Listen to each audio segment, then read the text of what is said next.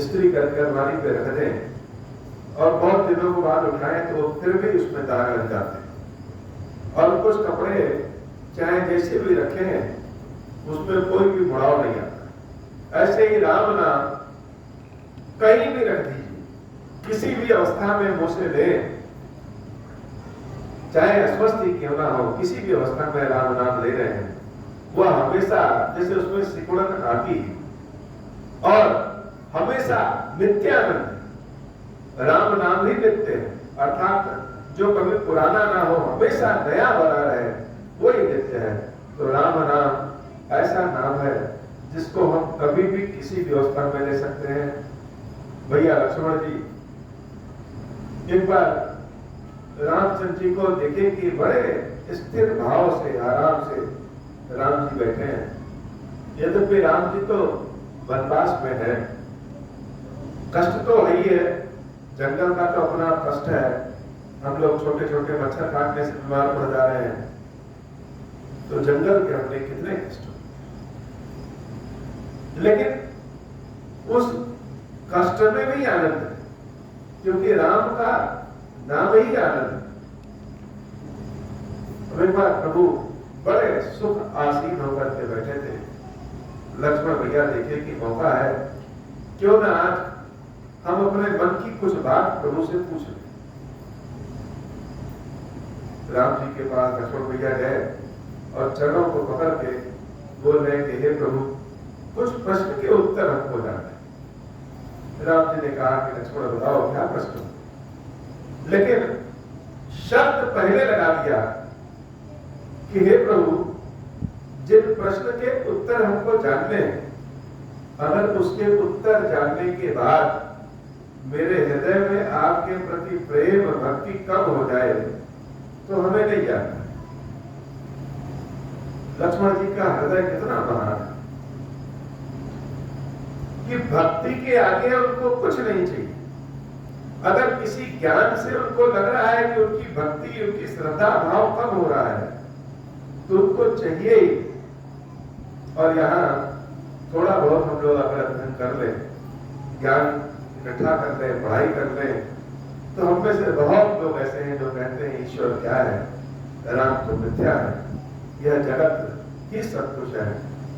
लेकिन लक्ष्मण भैया ने कहा कि अगर प्रश्न का उत्तर जानने के बाद मेरे मन में आपके प्रति प्रेम कम है तब तो नहीं जानना है, और अगर प्रेम कम ना हो तब बता दीजिए। राम जी ने कहा कि हाँ पूछो। लक्ष्मण भैया ने प्रश्न तो बहुत पूछे, लेकिन हम लोगों के जो काम के प्रश्न हैं, वो काम के प्रश्न क्या है कि अगर आत्मा परमात्मा का अंश है तो फिर ईश्वर किसे कहते हैं? क्या आत्मा ईश्वर नहीं? अगर आत्मा ईश्वर का अंश है, जीव यह ईश्वर का अंश है, तो जीव ही ईश्वर हो गया। ईश्वर कहते किसे हैं? ईश्वर कौन है? या आज के अर्थों में पूछें कि हमें किसकी सेवा पूजा करनी चाहिए? भैया राम बड़े मुस्कुराए और बड़े साधारण शब्दों में उन्होंने कहा कि हे लक्ष्मण, जो कर्म का फल दे सके, अर्थात जैसे हमारे यहां कोई व्यक्ति काम कर रहा है और दिन भर उसने काम किया, उसकी मजदूरी हमने उसको दे दिया, तो हमने उसको कर्म का फल दे दिया, तो क्या ये ईश्वर है? प्रभु श्री राम कहते हैं कि जो कर्म का फल दे सके और जो मोक्ष प्रदान कर सके, अर्थात सिर्फ कर्म का फल दे देने वाला ईश्वर नहीं, जो मोक्ष प्रदान कर सके, इस आत्मा को परमात्मा में मिला सके, वही ईश्वर है और उसी की पूजा करनी चाहिए। अब कलयुग में बहुत सारे देवी देवता हैं, और किसी एक देवी देवता का नाम नहीं लेंगे। यहाँ भी लोग मंदिर में भी आते हैं, और बहुत से ऐसे लोग आते हैं जो बाहर ही अपने इष्ट देवी देवता को अर्पण करके चले जाते हैं, महादेव जी का दर्शन करने भी नहीं आते। तो जो मोक्ष प्रदान न कर सके वह ईश्वर नहीं। अब भगवान कृष्ण भी यही कहते हैं, किसी बात को और बढ़ा चढ़ाकर, जैसे कहते हैं कि अर्जुन को कृष्ण भगवान ने अपना विराट स्वरूप दिखाया। वो विराट क्या है? भगवान राम के विचारों को भी कृष्ण भगवान ने एक विराट स्वरूप दे दिया। उन्होंने अर्जुन से कहा कि हे अर्जुन, यद्यपि कोई किसी की भी पूजा करे, सारी पूजा हम तक ही पहुंचती है, किंतु जो जिसको पूजेगा वह उसी में समाहित हो जाएगा। अर्थात ब्रह्म की पूजा करने वाला ब्रह्म बन जाएगा, भूत पिशाच की पूजा करने वाला भूत पिशाच बन जाएगा, देवता की पूजा करने वाला देवता बन जाएगा, और जो मुझको सीधे पूछता है वह मुझ में समाहित हो जाएगा। यह विचार हमको करना है कि ईश्वर का कौन सा रूप मोक्ष दे सकता है और कौन सा रूप मोक्ष नहीं दे सकता। तो राम नाम एक ऐसा नाम है जो साक्षात परम ब्रह्म है, और जहां सब कुछ विश्राम हो जाए वही राम। इसलिए राम नाम सर्वोपरि। राम राम राम राम राम राम राम राम राम राम राम राम राम राम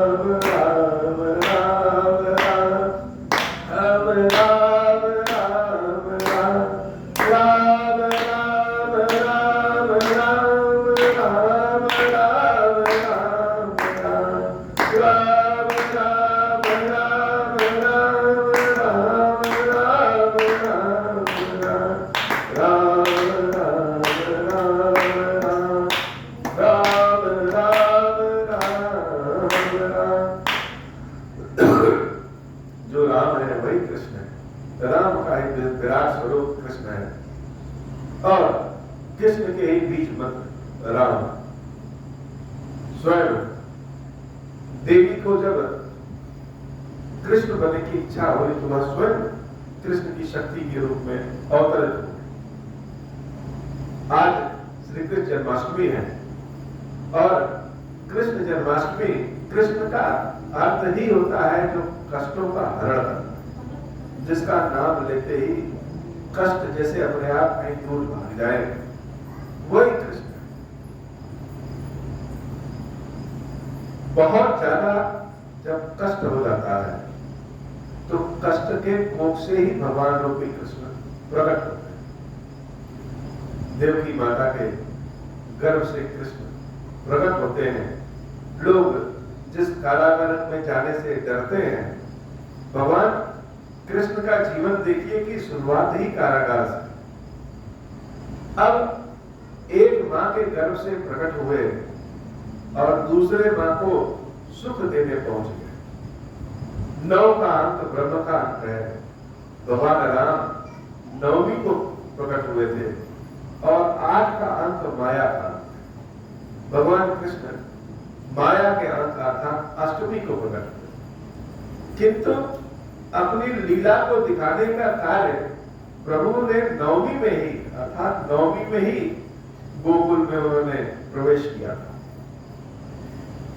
यह जो भगवान कृष्ण का विहंगम स्वरूप है, इतना सुंदर मनोहारी स्वरूप है, इस स्वरूप के पीछे भक्तों का भाव है, हम लोगों की इच्छा है। जैसे हम लोग चलते फिरते कहीं मन में इच्छा कर लेते हैं कि आम का पेड़ है, बहुत बढ़िया आम कहीं मिल जाए हमें। किसी की गाड़ी देखे सोच लेते हैं कि यार एक गाड़ी हमारे पास होती तो कितनी अच्छी होती।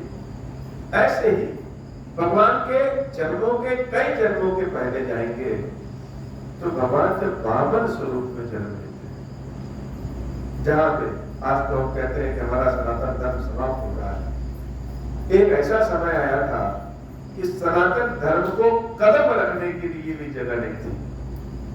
हम अपने पैर पे खड़े हो सके ऐसी भी जगह नहीं थी कि हम अपने पैर पे खड़े हो सके। उस समय भगवान ने वामन स्वरूप में कश्यप ऋषि के यहाँ अवतार लिया और छोटे से स्वरूप में धोती पहन करके लखोटिया लेकर के राजा बलि के यहाँ जब उनसे दान मांगने के लिए निकले।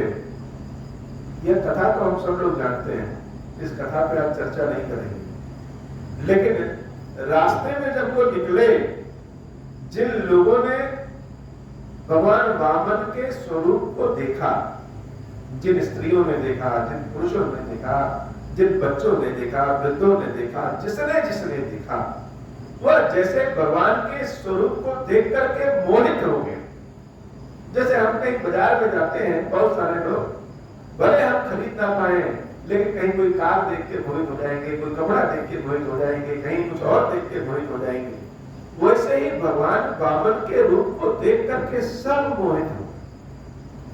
अब मोह में, प्रेम में जिसने जो जो सोचा, किसी ने सोचा कि ऐसा ही मेरा भी पुत्र हो तो कितना अच्छा, किसी ने सोचा ऐसा मेरा भी भाई हो तो कितना अच्छा है,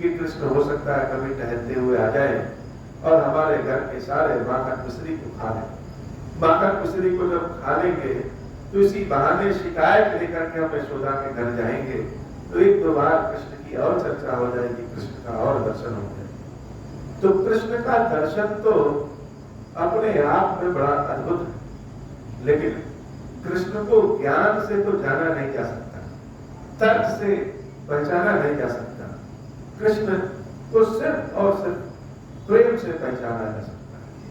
भगवान शंकर ने कामदेव को भस्म अपने क्रोध के बल पे किया, बड़े क्रोधित हो गए और कामदेव को भस्म कर दिया।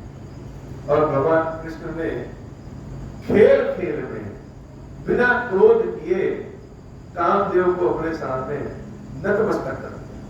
अर्थात जैसे शिक्षा देना चाहते हो कि अगर हम अपना मन बच्चों की बात कर लें, बाल मन कर लें, इतना शुद्ध कर लें, तो हमारे मन में जैसे कोई विकार आ ही नहीं सकता। और अथाह प्रेम गोकुलवासियों ने कृष्ण को दिया और कृष्ण ने गोकुलवासियों को दिया। माता यशोदा, नंद राय जी, गोकुल ने जो प्रेम कृष्ण को दिया, उसी प्रेम को कृष्ण ने समस्त संसार को दिया। अपने सिद्धांतों पे आगे चलने वाले लोग महापुरुष कहलाते हैं और समाज के हित के लिए अपने सिद्धांतों को तोड़ देने वाले ही भगवान कृष्ण बन जाते हैं। कृष्ण भगवान की चर्चा कितना करें उतना ही कम है। उससे बढ़िया है जब उनके नाम की संकीर्तन कर लें। हरे रामा हरे कृष्णा हरे कृष्णा हरे रामा हरे रामा हरे कृष्णा हरे कृष्णा हरे कृष्णा कृष्णा कृष्णा हरे हरे हरे हरे रामा रामा हरे रामा हरे कृष्णा कृष्णा कृष्णा हरे रामा हरे कृष्णा कृष्णा हरे रामा हरे रामा हरे रामा हरे रामा हरे कृष्णा कृष्णा कृष्णा कृष्णा कृष्णा हरे रामा हरे रामा हरे रामा हरे रामा हरे रामा हरे रामा हरे कृष्णा हरे कृष्णा हरे कृष्णा हरे कृष्णा हरे कृष्णा। कृष्ण भगवान के नाम से दो लोग अपने आप को जोड़ देते हैं। एक तो देवी यमुना, जब कृष्ण के दर्शन को यमुना जी उछलती हैं, ऊपर उठती हैं, तो भगवान कृष्ण अपने चरणों को यमुना जी में डुबो देते हैं।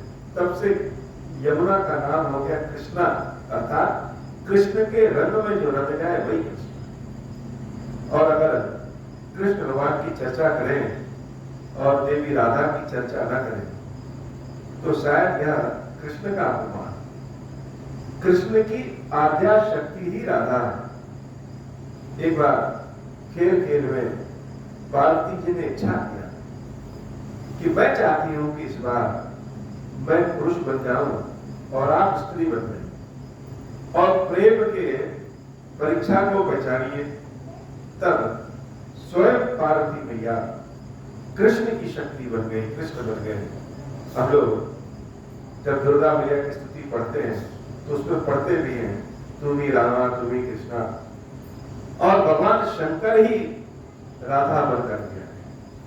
तो राधा और कृष्ण का प्रेम यह सांसारिक प्रेम नहीं, यह शंकर पार्वती का प्रेम है। और इस प्रेम को हम मनुष्य वाले अपने चश्मों से अगर देखेंगे तो अलग अलग तरीके से दिखेगा। तो राधा राधा राधा राधा जितना कहते हैं उतना ही कृष्ण के समक्ष समीप पहुंचते हैं। और कृष्ण का नाम लें और एक देवी द्रौपदी है उनका नाम न लें तो शायद जैसे कृष्ण की कहानी पूरी नहीं होती। द्रौपदी का दूसरा नाम है कृष्णा, अर्थात जो कृष्ण के रंग में रहती। और देवी द्रौपदी का कृष्ण से केवल द्वापर युग का संबंध नहीं, कृष्ण की चाहत द्रौपदी के मन में त्रेता युग से है और अभी भी चलती आ रही है। देवी द्रौपदी और कृष्ण का संबंध भाई बहन का संबंध, मित्र का संबंध, भक्त और भगवान का संबंध कह लें तो ज्यादा अच्छा है। लोग अपने अपने नजरिए से देखते हैं। भगवान कृष्ण बहुतों के आधार है, बहुतों के लिए है। जैसे हर व्यक्ति कृष्ण से ही प्रश्न पूछना चाहता है। जैसे कोई होता है कि किसी के घर कोई पहुंच जाए तो आदमी अपना हृदय खोल करके रख देता है। ऐसे कृष्ण जैसे सबके घर के जिम्मेदार व्यक्ति हैं। हर व्यक्ति कृष्ण से ही प्रश्न पूछना चाहता है कि कृष्ण ऐसा क्यों, कृष्ण ऐसा क्यों। देवी गांधारी को भी जब अपने 100 पुत्रों के मृत्यु पे क्रोध आता है तो क्रोध किस पे? कृष्ण पे आता है। जैसे कृष्ण ही जिम्मेदार है, तो जिम्मेदारी जो वहन कर सके वही कृष्ण है।